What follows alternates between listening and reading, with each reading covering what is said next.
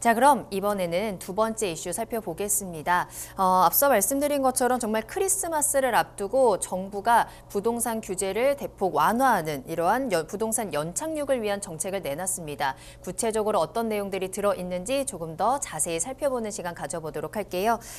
대표님, 과연 이번에 나온 이 정책들이 좀 선물이 될 수 있을지 좀 궁금한데 어떤 정책들이 있을까요? 선물을 받는 사람의 입장에서 굉장히 틀리겠죠. 선물일지 네. 아니면 선물이 아닐지에 대한 거는 받으시는 분들의 판단이 다 틀릴 거라 생각이 듭니다. 자, 이 내용을 좀 보면서 어떤 생각이 들었냐면, 우리가 선물을 줄 때 작으면서도 좀 더 질적으로 값어치 있고 깊이 들어가는 선물이 있는가 반면에요, 규모만 커요. 규모만. 그리고 박스가 굉장히 커가지고 기대를 하게 만들죠. 그러니까 저는 후자 느낌이 좀 들었어요. 그러니까 뭐냐면 전방위적으로 간 건 맞아요. 그렇지만 깊이는 좀 없지 않았나라는 생각이 좀 들었고요. 또한 이제 여러 가지 내용들을 하면서 말씀을 드리겠지만, 이 내용을 전체적으로 봤을 때는 경제적인 동향입니다. 부동산 시장의 방향을 어떻게 가져갈 것이냐는 내용이거든요. 근데 그 내용에 있어서 제목이 뭐냐면 연착륙이에요. 부동산 시장의 안정화가 아니라 부동산 시장의 경착륙을 막기 위한 연착륙입니다. 그러면 기존 정부의 기조는 뭐냐면 하방 압력은 계속 갈 것이다. 하방으로 가겠지만 급격하게 떨어지는 거는 막겠다. 양도세 중과 한시적 기간을 연장해 줄 테니까 급하신 분들 너무 투매하지 마셔라 라는 내용들, 그러면서 좀 더 가격이 급격하게 떨어지는 것을 막고자 하는 내용이다. 또한 본 내용들을 쭉 살펴보면 딱 두 가지예요. 첫 번째는 뭐냐면 수요자를 늘리겠다는 얘기고요. 누구를 통해서? 무주택자 실수요자들 같은 경우에는 여건이 안 되는 분들도 계시고요.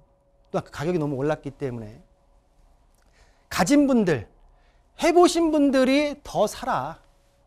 다주택자분들이 풀어줄 테니까 더 사라. 또한 미분양, 현재 지금 거의 한 5만 가구 정도가 지금 미분양 물건들이 각 육박해 있는데요. 공급을 탄력적으로 줄이거나 조절하겠다는 얘기예요. 이 내용이 주된 내용입니다. 자, 그리고 맥락에 있어서 뒤에서 맥락을 말씀드리겠지만은 거래 위축, 거래가 위축되면서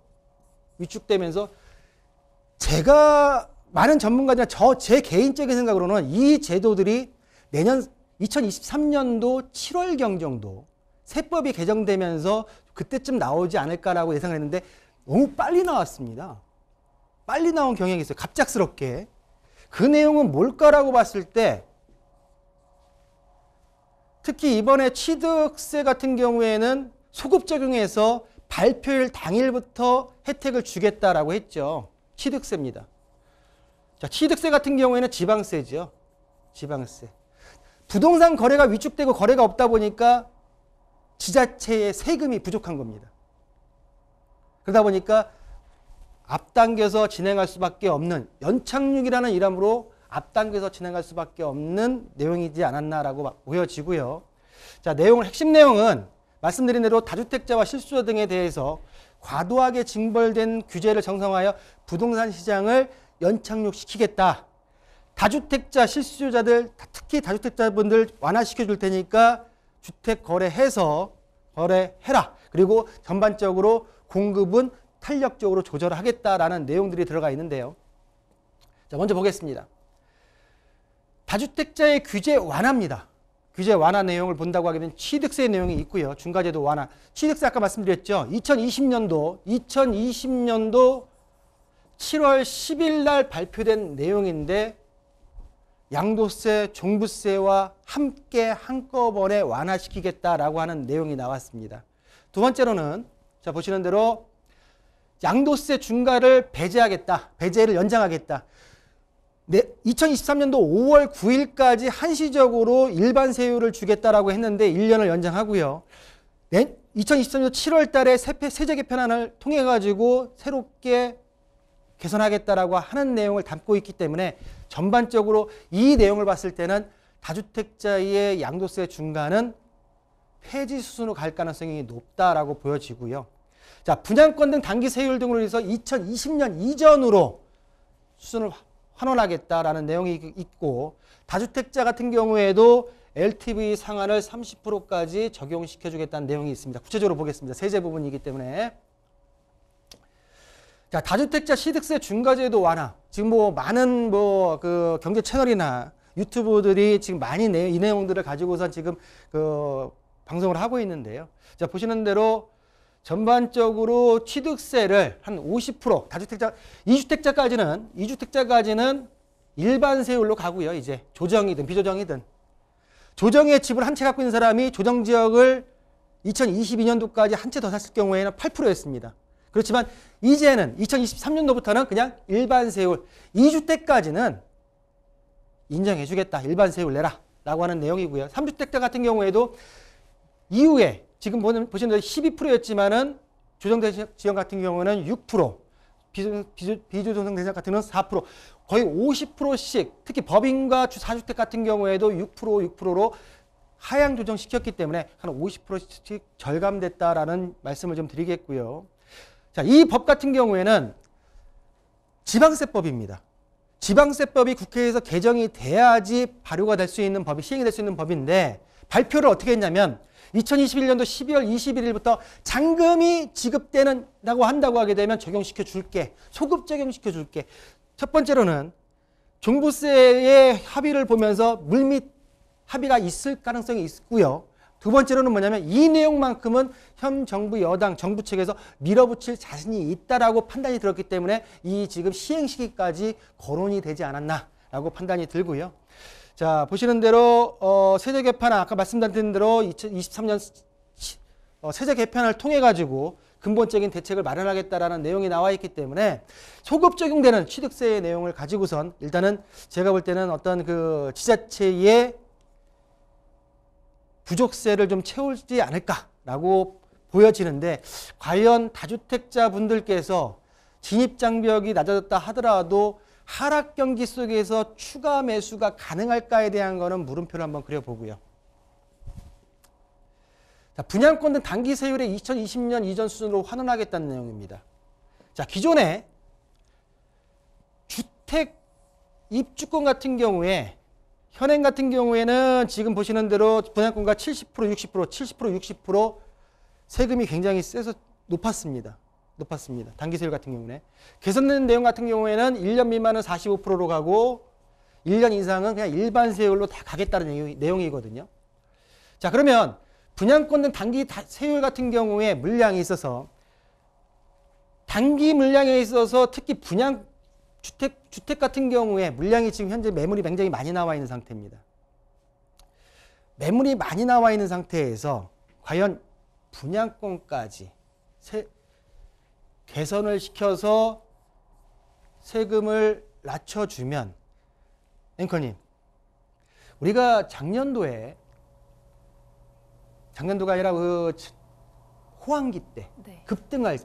급등할 시기에 더 급등을 만들었던 법이 하나가 있어요. 임대차 3법이 불을 벗었죠.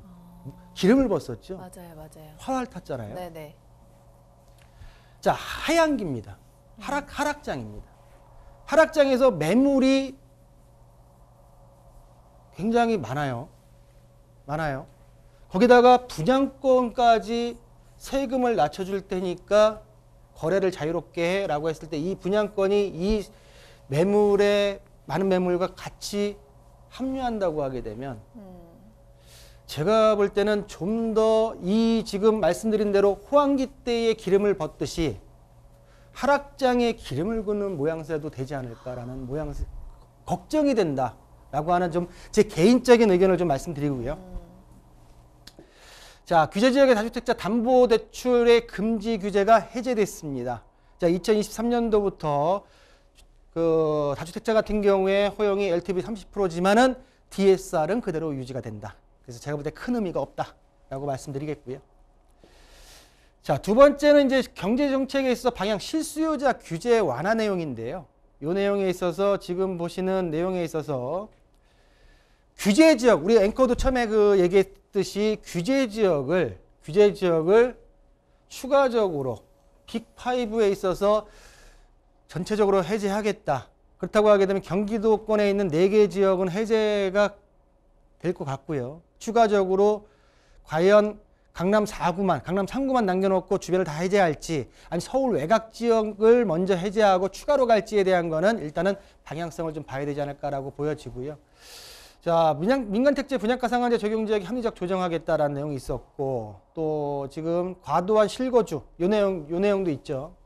과도한 실거주 및 전매 제한 규제로 5년 전이라고 하게 되면은 전 정부 이전으로 돌리겠다. 박근혜 정부 때로 돌려놓겠다라고 하는 내용이 과도한 실거주 폐지하고 전매 기한 규제도 어느 정도 폐지 수준으로 가지 않을까라고 좀 보여진다라고 좀 예상할 수가 있겠고요. 아까 생활안정 임차보증금 반환 목적의 주담대 대출에 대한 완화는 아까 말씀드렸고, 자, 규제 지역의 무주택자분들 같은 경우에는 LTV를 상향시켜 주겠다라는 내용들이 있습니다. 자, 다주택자에 대한 내용이 굉장히 크게 와닿는데 실수요자에 대한 규제 내용은 그렇게 크게 와닿지는 않는 느낌이었다라고 좀 저는 개인적인 평을 좀 할 수가 있겠고요. 자, 세 번째 같은 경우에는 정비사업 규제를 개선하고 공급 속도를 조절하겠다는 내용입니다. 1차적으로 지금 재건축 안전진단의 합리화 방안을 1월 중에 시행을 하고요. 또 플러스해서 말씀드린 대로 1기 신도시에 대한 특별법이 2월 중에 확정돼서 나온다고 하게 되면 재건축에 대한 퍼즐, 모든 퍼즐이 다 맞춰지지 않을까, 현 정부가 추구하고자 하는 전체적인 퍼즐이 맞춰지지 않을까라고 판단이 들고요. 공급에 있어서 탄력적으로 속도를 조절해서 워낙 지금 입주 물량과 신규 물량들이 많다 보니까 좀 조절을 해서 시장의 연착륙을 좀 빼야겠다라는 내용들입니다. 자, 마지막 내용인데요. 임대차 등록 주임사법이죠. 주택임대사업자법이 개정이 될 건 알았지만은 일단은 지금 빠른 시일 내에 지금 개정이 돼서 지금 추가적으로 이제 아파트도 이 내용도 지금 언제 나왔었냐면 2020년도 7월 10일 날 주택임대사업자에 대한 아파트 내용은 모두가 폐지가 돼버리고 모두 장기로 돌리면서 아파트는 더 이상 등록 임대를 못한다라고 했었는데, 본 내용 같은 경우에는 아파트 그때는 60제곱미터 미만이었지만 지금 85제곱미터 국민 평수까지 올려서 국민 주택규모의 장기 아파트를 등록을 재개하겠다는 내용입니다. 그 내용의 혜택을 본다고 하게 되면 지방세 같은 경우에 취득세죠. 신규 아파트만을 매입했을 경우에는 취득세 감면을 해주겠다. 자, 국세와 금융 같은 경우는 신축이든 구축이든 상관없이 모두 국세 같은 경우는 폐지된 세제 혜택에서 복원시키겠다는 내용이고요. 금융 같은 경우에도 규제 지역 내의 LTV 상한보다 주임사 등록을 한다고 하게 되면 다주택자보다 더 확대해서 적용시켜 주겠다라는 내용이고요. 단 투기 수요 확산 방지를 위해서 1주택자가 바로 플러스해서 하나의 주택만을 가지고 안 되고 2개, 2호 이상을 사업자를 등록했을 시에만 적용시켜 주겠다. 그러니까 임대사업자를 등록하려고 한다고 하게 되면 내 집과 임대사업을 하려고 하는 주택이 2개가 총 3채가 있는 보유를 해야지만 주택임대사업자를 아파트 적용을 시켜서 진행할 수 있겠다라고 하는 내용들이 있고요. 자, 임대차 2법 같은 경우에는 이 내용도 좀 개정 여부가 지금 어떻게 될지가 굉장히 관심사인데요. 지금 일단은 사회적 합의를 추진해서 지금 진행하겠다라는 내용이고요. 지금 일단 공공임대 그리고 270만 호 공급에 대한 내용을 탄력적으로 일단 진행하겠다라는 내용들이 있는데, 일단은 지금 주택임대사업자 같은 경우에 보시는 대로 아까 2020년도 7월 10일 날 기존의 모든 것들이 폐지됐었지만 장기에 있어서 아파트가 지금 85제곱미터 이하로 복원된다라는 내용들이 있습니다. 자, 이런 내용들, 정책을 하락장에서 이 내용들을 접하신 우리 시청자분들께서 많은 분들이 연락하셨어요. 그럼 과연 이 시장에서 집값이 많이 오르겠습니까? 다시 오를까요? 반등할까요? 어떻게 해야 됩니까? 지금이라도 사야 되나요? 무주택자 같은 경우에는 많은 분들이 연락이 왔는데요. 전체적인 내용을 봤을 때 주택시장에 있어서 일단 첫 번째, 다주택자. 아까도 말씀드렸지만 다주택자의 규제 완화로서 당장에 약간 효과는 없는 부분이 있겠지만은 전체적인 부동산 하락시장, 매매 가격의 하락도 굉장히 가파르게 내려가고 있지만 뭘 봐야 되냐면 전세가를 봐야 됩니다. 전세가. 전세가가 하락하고 있는 시점에서 다주택자들이 들어갈 수 있는 여건이 과연 될 수 있을까라고 하는 걸 봐야 될 것 같고요. 또한 전세가가 떨어지면서 미분양 물건이 해소가 돼야 되는데 전세가가 올라야지 그때라도 미분양 물건을 사면서 해소가 되는 모양새가 될 텐데 이 전세가가 떨어지면서 전세가를 영향 주는 건 뭐가 있냐면 전세 대출입니다. 전세 대출에 대한 금리입니다. 전세 대출에 대한 금리가 올라가면서 전세가가 떨어지고요. 그만큼 떨어지면서 궁극적으로 금리가 안정되지 않는 어떤 심리적인 압박감에 의해서는 전체적으로 다주택자들이 현재 규제 완화를 가지고선 주택 구매 시장에 들어간다고 보기에는 좀 어렵다라고 보일 수가 있겠고요. 전반적으로 중장기적으로는 현 정부의 어떤 방향성을 제시를 했지만 지금 진행하고 있는 어떤 전체적인 어떤 방향성, 시장의 방향성을 거스르기에는 좀 부족하지 않을까.